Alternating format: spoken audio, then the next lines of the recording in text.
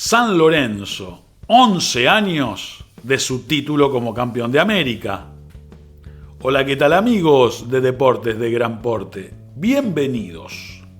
Hoy vamos a recordar al San Lorenzo de Argentina, campeón de la Copa Libertadores de América, título del que hoy se cumplen 11 años. La verdad que sí, nosotros mismos nos lo hemos planteado. ¿Cómo no hicimos el 10º aniversario, los 10 años justos de una década cumplida? La verdad es que el año pasado este canal estaba recién iniciado y lo comenzamos con una agenda, si se quiere, predeterminada. Con lo cual, en el fragor de todo comienzo, esta fecha se nos pasó involuntariamente por alto. Pero con la dispensa del caso, con el entendimiento de ustedes, no nos pareció desatinado abordarlo un año después. No deja de ser un aniversario, aunque la cifra no sea redonda, y es una historia que además encierra toda una serie de factores que la hacen mucho más interesante. Por eso te invitamos a que te quedes hasta el final para compartir con nosotros este recorrido, que no va a ser la historia de San Lorenzo, ni tampoco va a ser un repaso de lo que fue su performance en aquella Copa Libertadores. Es simplemente, por el aniversario, traerlo en el recuerdo y un par de cositas de color por ahí que queremos comentarte. Entonces te invitamos a que te quedes, suscríbete a nuestro canal, hace clic en la campanita de notificaciones y regalanos un me gusta. Aunque eventualmente nos demoremos con alguna fecha, siempre estamos atentos para destacar aquello que lo amerita, como en este caso, el tan esperado título copero de los Gauchos de Boedo. Pues bien, el dato concreto indica que otro 13 de agosto, pero el de 2014, fue la jornada que ha marcado a fuego este último tiempo de una de las instituciones más emblemáticas de la historia del fútbol argentino, uno de los clubes considerados de los 5 grandes del país, uno de los 5 grandes y el último y único hasta ese momento en no poder alzar la Copa Continental. Tal es así que su sigla, que es CASLA, por Club Atlético San Lorenzo de Almagro, se convirtió en eje de las bromas en contra, convirtiéndola, repetimos, CASLA, en Club Atlético sin Libertadores de América. En lugar de San Lorenzo de Almagro, sin Libertadores de América. Esos eran el eje de las cargadas, o de muchas de las cargadas, que recibía la institución.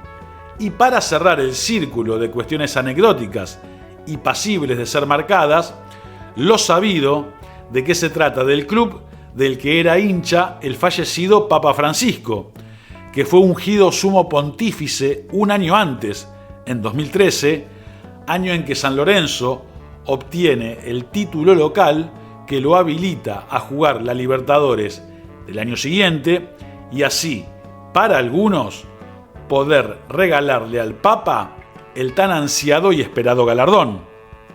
Para otros, tuvo que llegar a ser Papa Jorge Bergoglio para que CASLA deje atrás las bromas y cargadas de sus rivales. El Patón Bausa como entrenador, las figuras del Pipi Romagnoli, Angelito Correa, el Pichi Mercier, Néstor Ortigosa, el arquero Sebastián Torrico, la delantera de Mauro Matos y Martín Cauteruccio, Ignacio Piatti, Nacho Piatti, son apenas algunos nombres que destacan de aquel recuerdo. El club que había perdido su cancha allá por la década del 70 en plena dictadura militar argentina y en cuyos terrenos funcionó durante muchos años un supermercado, también motivo de cargadas de sus rivales.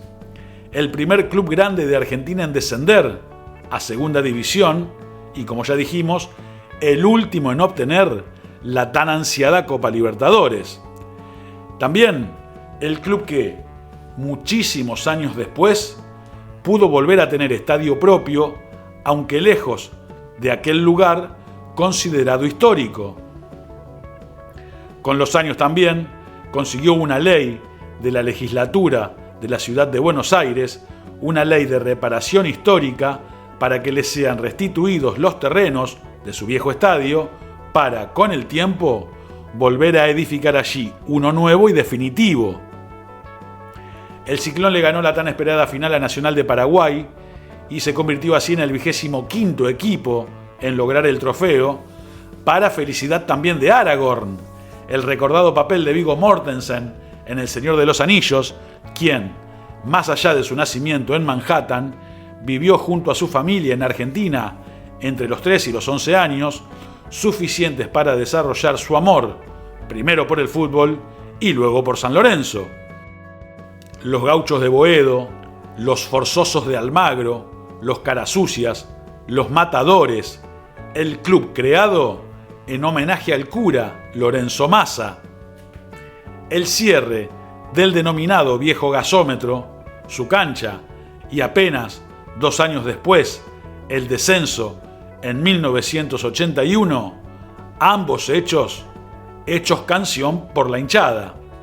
Quizás la hinchada más creativa y prolífica en lo que a canciones de cancha se refiere, con los mismos colores del Barcelona de España que lo hacen perfectamente reconocible a nivel mundial, el que, además de todo lo dicho, ni siquiera había podido alcanzar antes la final. En 3 ocasiones se había quedado en la puerta. En 1960, con los goles del Nene Sanfilippo. En 1973, luego de ser bicampeón en Argentina. Y también, y por último, en 1988, las 3 derrotas de semifinales de Copa Libertadores de su historial. Unos meses antes que Francisco se convierta en papa, debió pelear hasta el final para no volver a descender a finales de 2012. En 2013 gana el segundo campeonato del año en su país y en 2014 logra el objetivo más esperado. La institución, también referida como los Santos de Boedo, lograba sacarse semejante espina justo cuando la Iglesia Católica nombraba el primer papa latinoamericano, argentino e hincha del Cuervo, otro de sus populares apodos.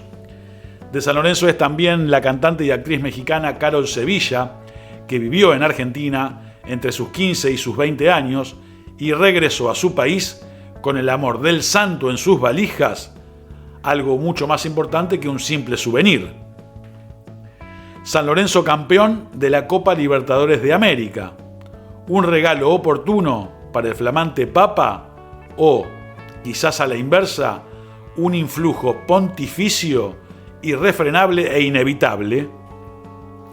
Hacia el Vaticano viajaron y marcharon en procesión dirigentes y jugadores para ofrendarle el trofeo a Francisco tras la obtención y vivieron un momento inolvidable según sus propias palabras, un momento casi tan único e irrepetible como la obtención misma del objetivo perseguido durante tanto tiempo y el sufrimiento del hincha, aquel que lo da todo sin esperar nada, pero anhelando la satisfacción del triunfo deportivo.